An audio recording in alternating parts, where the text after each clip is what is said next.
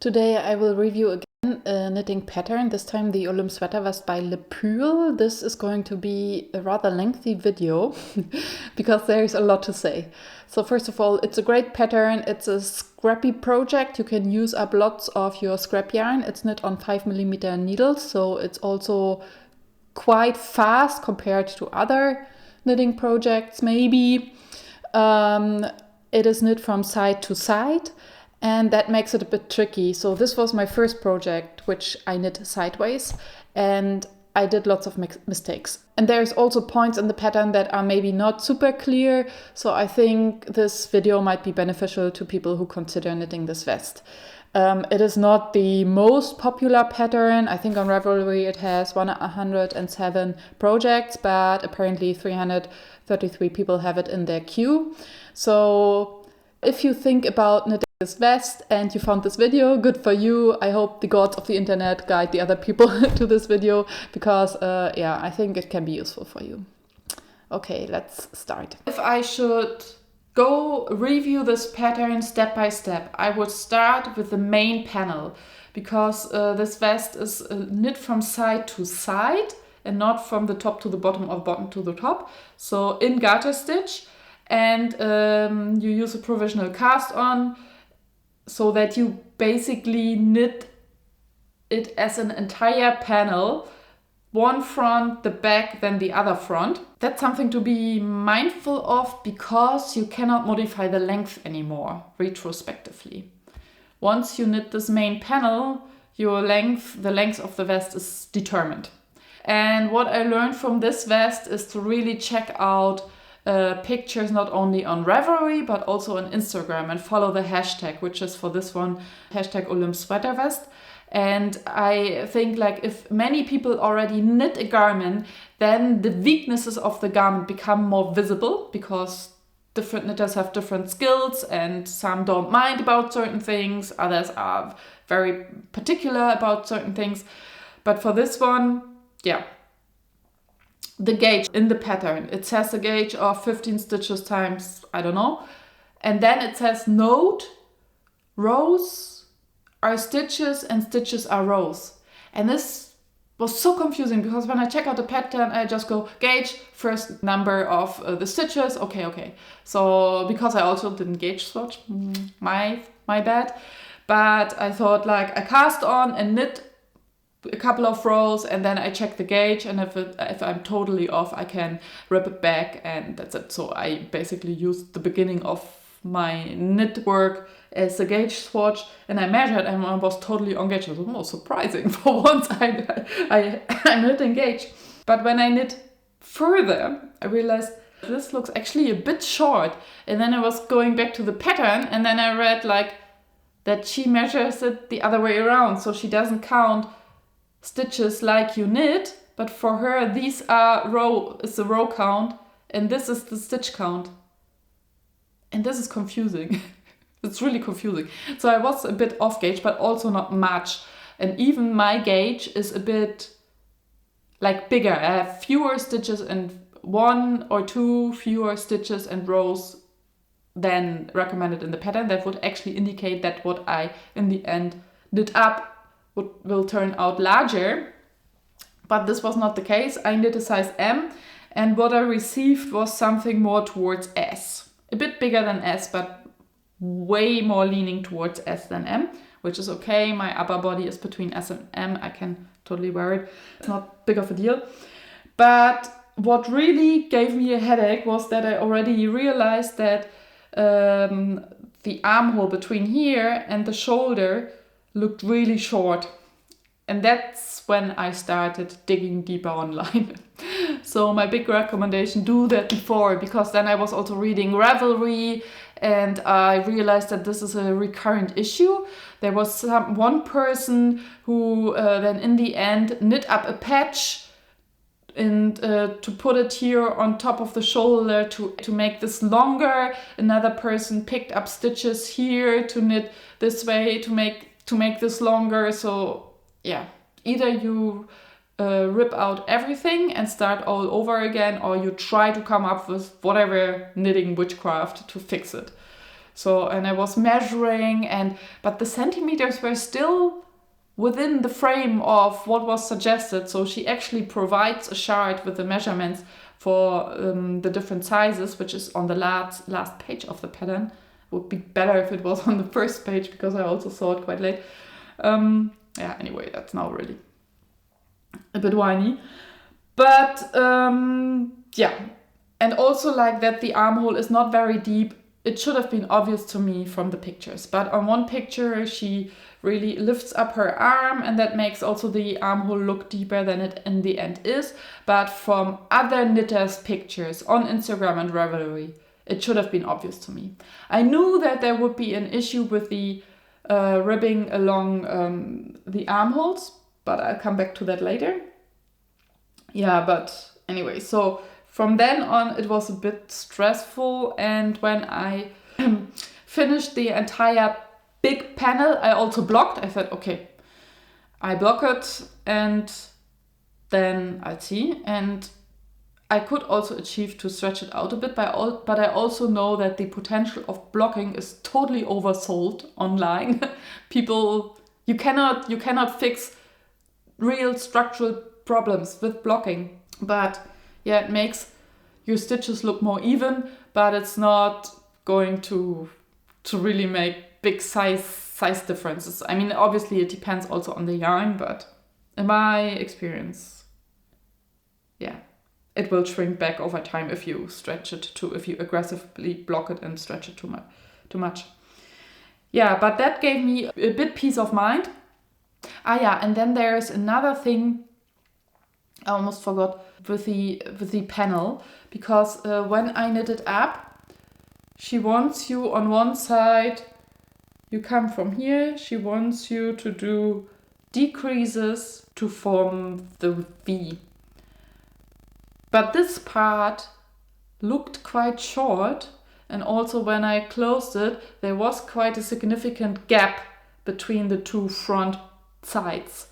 And that's why I modified the button band by picking up 2 more stitches for it to compensate a bit for it, but still it's not perfect, and I'm afraid that over time it will pull at the buttons, and you can already see it here that it's pulling out the buttons quite a bit. I will see how annoying this is going to be.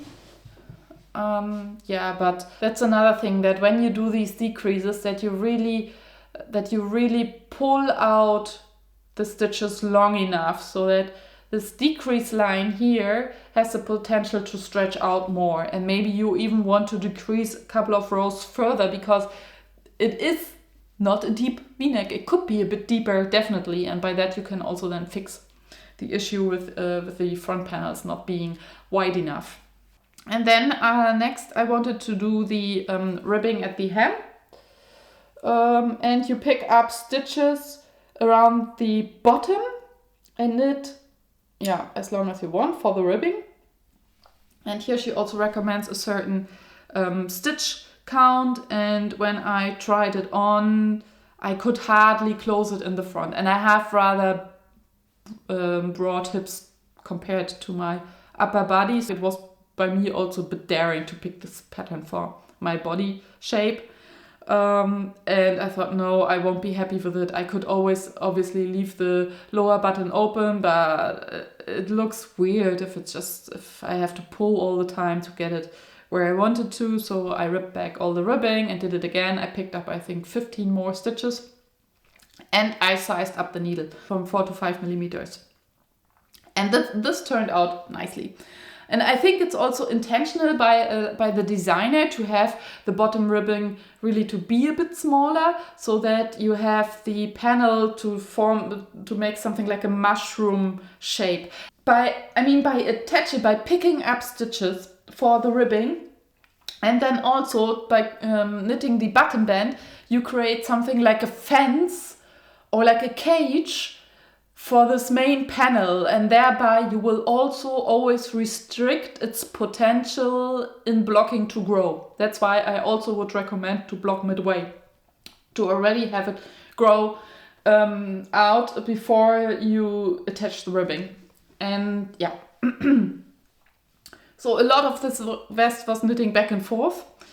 Then what I did next, I did the button band before I did the ribbing at the armholes, because I already tried to do ribbing at one armhole, and by doing a normal ribbing it really felt like it was too tight under my arms, and I said, oh, I live in denial of that problem as long as I can. And then I thought maybe I will I will talk first about the button band. For the button band, I also sized up the needle by 1, because button band gauge is essential. First, what I did, I started the button band with this deep burgundy, and I had 1 ball of yarn. That would have been really nice to use that up, but the row gauge was off. It was too small, and I was like, alright, okay, the buttonholes are way too close to each other. I'm already at buttonhole number 3, and not even halfway up. So I ripped that out again, but that also gave me a chance to change the color, which I liked now much better, and to size up the needle. And what is also super important, some people in some tutorials say it, I did that for my Eva cardigan by Petite Knit, because Kimmy is her name, who does the lady who does the video tutorials, said it, but I watched a video tutorial by Drops or something, and they didn't say it. So what you have to pay attention to when you do button bands is that you really that the first stitch you pick up is really at the very lowest point that you can catch. That doesn't even look like a proper stitch, but the very lowest loop of yarn. Otherwise, you will have a step. You will have your hem, and then your button band will start a bit further up. And so that's what I also did wrong in the first attempt, and which I could fix by doing the second attempt of button band. And then she only tells you how many stitches you should pick up in the button band, but not with what rate. And that was, I thought, also, okay, cool. First I thought, I really want this to grow out more in blocking, so I want the button band to be as stretchy as possible, and I just pick up 1 in 1, and then see with how many I came up. And I think I picked up 15 more or something than recommended by the pattern, but I knit one size up with the buttonholes, and then around the neck and a bit down, and then I tried it on, and in the neck the button band was kind of like standing up. There was a gap. It was like a Dracula collar type of thing. I thought, okay, probably I have too many stitches. There's too much knitted fabric created in this back area. So I ripped it back. In the end, my pick-up rate here in this neck area was 2 in 3. Everywhere else it was 1 in 1, but here 2 in 3, and that worked quite nicely. Yes, and what also gave me a hard time when I realized how far up the upper bottom button is. And I again checked then pictures on Instagram mainly, and I saw that for some people it was so high up that they couldn't even close it. I said, okay. But also on the designer's website and her sample pictures, it is quite high up. And I thought, okay, let's see, I can always either leave it open, or if it looks too ridiculous because it is like here, I can try to close the buttonhole and then I have only 4 instead of 5 buttons, which will also be okay. Editing Nana here, I just realized that it doesn't make sense what I'm saying at all, unless you know that the pattern wants you to count rows in between the buttons. So the pattern does not say place stitch markers at the position where you want to have your buttons and buttonholes. If you strictly follow the pattern, then she wants you to put the buttonholes at specific positions. So just to let you know that you don't have to do that. Obviously you can place the buttonholes where you want to, but then you have to decide by yourselves where to. Yeah, but in the end I think it turned out okay. It is quite high up, but I think this is also a design feature that I like a lot about this vest, because I think it looks really cute. I really like it. I think I will wear it with the top button closed and rather leave the bottom button open. That about the button band, and now the ribbing along the armholes. So okay, I already knew that I don't want to do the ribbing as recommended, and I already knew before I purchased the pattern that I will need to do some modifications there, because you can see on her pictures but also on other pictures online that the ribbing is kind of like bending outwards, and I really don't like this look. But I learned from my holiday slip over what to do about it. So I would have picked up fewer stitches under the arms, switched to a smaller needle size, a couple of rows before binding off, and I think I would also have made a couple of decreases under the armpit. But it turned out that, yeah, I did not have enough room. I think I would have, according to the pattern. I think the pattern as it is designed really has small armholes, but I don't like it, so yeah. Then I thought I will maybe crochet just 1 or 2 rows around it. But then I thought that I would introduce a new technique on top of everything that's already anyway going on in this vest. I mean, there's a lot going on, and yeah, that wouldn't have looked so neat. And then I somehow came up with the idea to use short rows, and you don't even need to do short row turns, because I just changed the color every row. And what I did was I picked up stitches all around, and then I began the next row 10 stitches up, knit around to 10 stitches before the end of the row. For the next row, I shifted the stitches 8 stitches further. So I started 8 stitches further up with the next color. And for the third time I did this, I shifted it up for 6 stitches. And then I used the color with which I picked up stitches, which is the dark green, and with which I also wanted to do the bind off. And I went back to 3 stitches before the first different color row, like down here, 3 stitches. Now I would do maybe 5, because you can see a small step here, and then knit all over those until here, and then I did the sewn bind off. Yeah, so I have now a normal ribbing here and not much ribbing here. I think that's a good solution. Yeah. And that's the bind off is by the way a Ruke's bind off, because she just puts a link for an Instagram video of hers. Not everyone has Instagram. I don't know if that is that even accessible for everyone. I don't know. Yeah, but anyway, what she does is the Ruke's bind off. I can link a video tutorial for that below. Also the colors.